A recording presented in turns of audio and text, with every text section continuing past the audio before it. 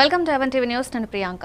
Details చూస్తే జీవనశైలి ఆహారపు అలవాట్లతో క్యాన్సర్ బారిన పడుతున్నారని, అదే జీవనశైలి మార్పులతో క్యాన్సర్ను కొంతమేరకు నివారించవచ్చని లయన్స్ క్లబ్ శ్రీకాకుళం సెంట్రల్ అధ్యక్షురాలు డాక్టర్ పైడి సింధూర అన్నారు.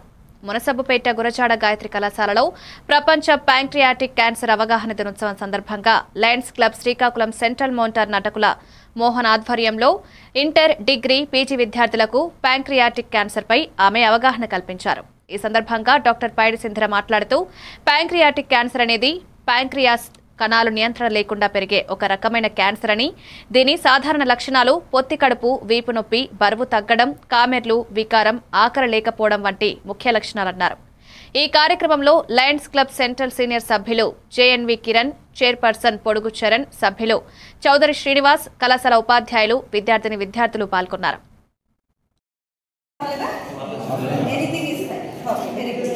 So, which day is today?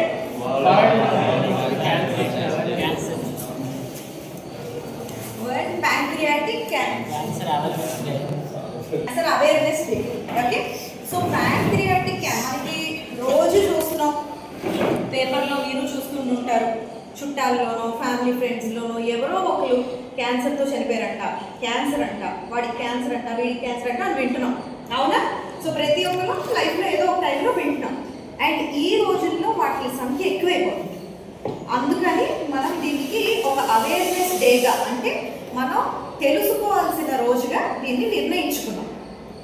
So pancreatic cancer అన్నది కూడా చాలా చాలా one of the most important cancers. Okay, so ఇప్పుడు క్యాన్సర్ అంటే ఏంటి?